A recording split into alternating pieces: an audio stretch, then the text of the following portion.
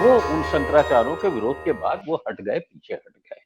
ऐसा लगता है कहीं न कहीं पे ये जो पूरा मंदिर वाला गाँव था, हिंदू समाज ने उस तरीके से काम नहीं करेगा, जिस तरीके से सोचा गया था।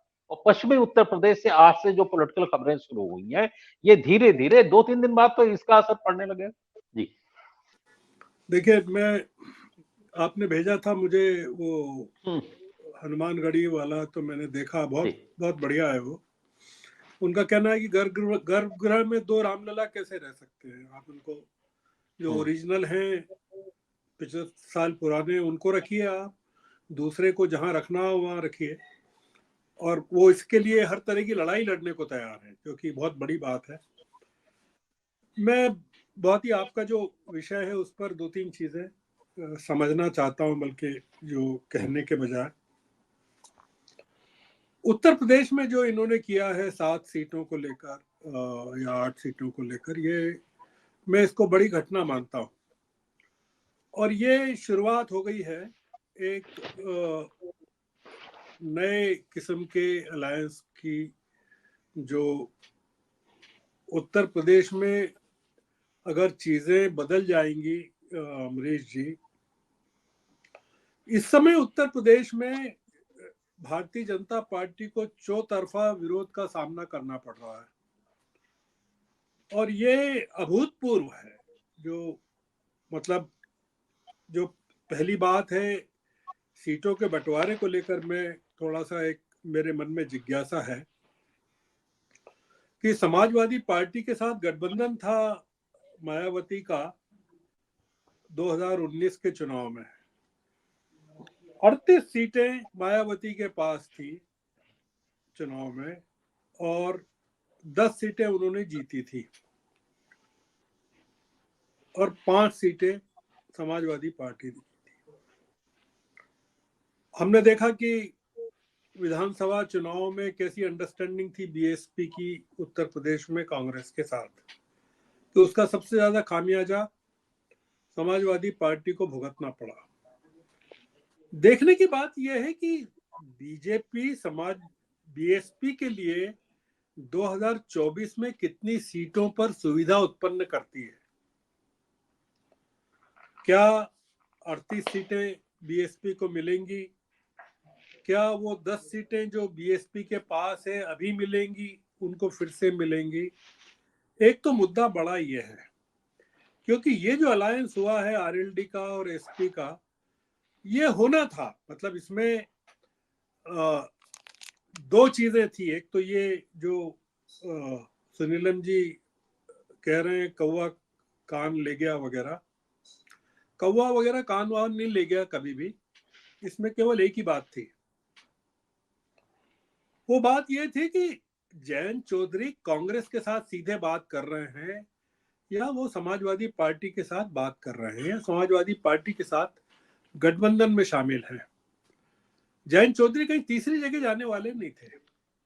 अब हुआ यह है कि समाजवादी पार्टी और आरएलडी के बीच में जो गठबंधन हुआ है, 2019 के चुनाव में मैं पूरे पश्चिमी उत्तर प्रदेश में दिल्ली से लगाकर कैराना तक गया बाय रोड, और मैंने एक एक कॉन्स्टिट्यूंसी को कवर किया। उस समय भास्कर के लिए कवर किया।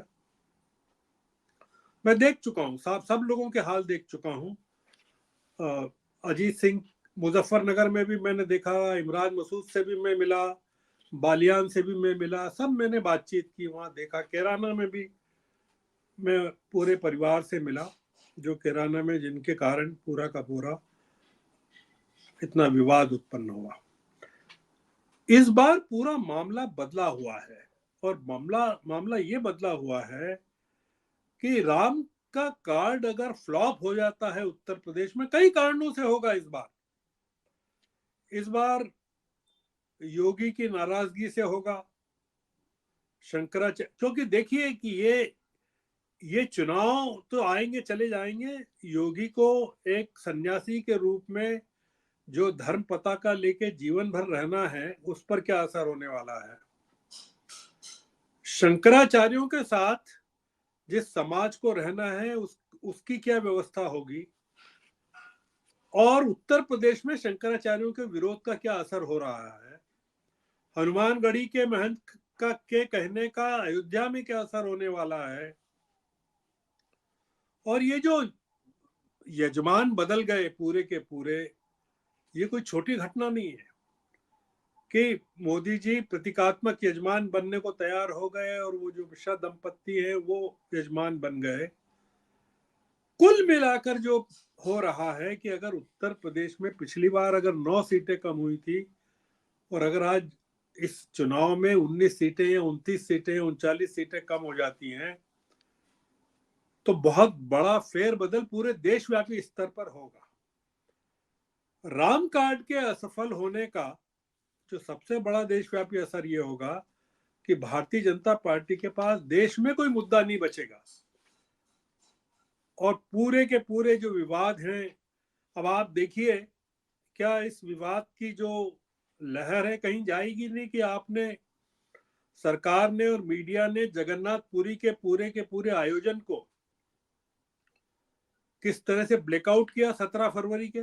मतलब जो परिक्रमा स्थल बना 3,000 करोड़ रुपए का, तो नवीन पटनायक को क्या आप मानते हैं कि वो नवीन पटनायक कष्ट की घड़ी में भारतीय जनता पार्टी के साथ खड़े होंगे अब, कि वो इंडिया अलायंस के साथ खड़े होंगे? आप देखिए उस पूरे आयोजन को पूरा का पूरा, उसमें न प्रधानमंत्री हैं न राष्ट्रपति हैं, वो तो एक बड़ा मुद्दा है।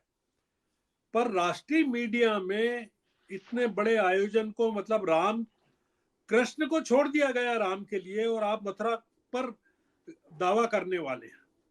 तो ये जो पूरी की पूरी राजनीति इस समय देश में चल रही है, ये भारतीय जनता पार्टी को प्रभावित करेगी। दूसरा ये कि ये जो गठबंधन हुआ है, जो शुरुआत हुई है, वो निश्चित रूप से इंडिया अलायंस के जो दूसरे घटक हैं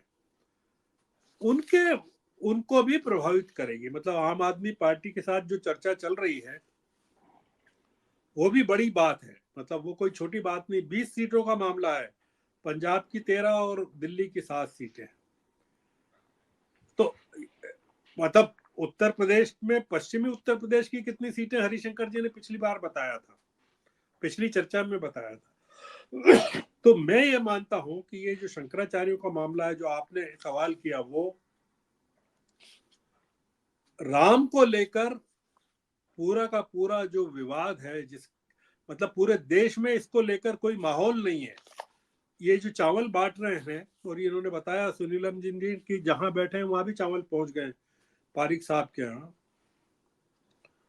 कोई असर नहीं है।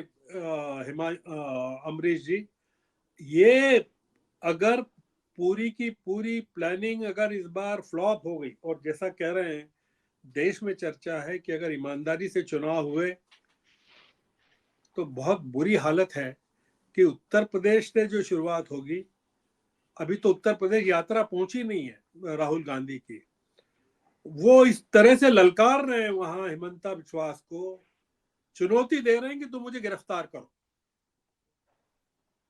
वो 8 दिन रहेंगे और 8 दिन में इस तरह का माहौल खड़ा कर देंगे कि सरकार, वहां की असम सरकार परेशान हो जाएगी। तो वहां बीजेपी की 9 सीटें हैं 14 में से, तो बहुत बड़ा फर्क पड़ने वाला है। ये यात्रा अभी उन्होंने जो दाना डाला है अमित शाह ने, वो ये इसीलिए डाला है कि राहुल गांधी की यात्रा बिहार में प्रवेश करे, उसके पहले आप इतनी हलचल पैदा कर दो इंडिया अलायंस में, और ये चर्चा करो कि नीतीश कुमार को कन्वीनर नहीं बनाया, उसके कारण ये घटनाक्रम हो रहा है। आपका कोई सवाल हो तो पूछ। नहीं, जरूर मैं दोबारा से आता हूं। मैं चौधरी पुष्पेंद्र सिंह के पास में फिर से आऊंगा। पुष्पेंद्र जी, जो पूरा माहौल अभी जो बात हो रही है पश्चिमी उत्तर प्रदेश का, 22 तारीख का जो आयोजन है, उसके बाद भारतीय जनता पार्टी अपनी रफ्तार को, राजनीतिक रफ्तार को उत्तर प्रदेश में कायम रखने के लिए क्या कर सकती है? दूसरी, क्योंकि पॉलिटिकल घटनाएं तेज हो जाएंगी, मंदिर का आयोजन हो चुका होगा, प्राण प्रतिष्ठा हो चुकी होगी, उसके बाद सवाल क्या होंगे और क्या करेगी भारतीय जनता पार्टी? देखिए, इसकी बानगी सबसे पहले तो ये दिखाई दे रही है कि जो ईडी का दुरुपयोग है या सदुपयोग है इनके अनुसार, वो बहुत तेज कर दिया गया है।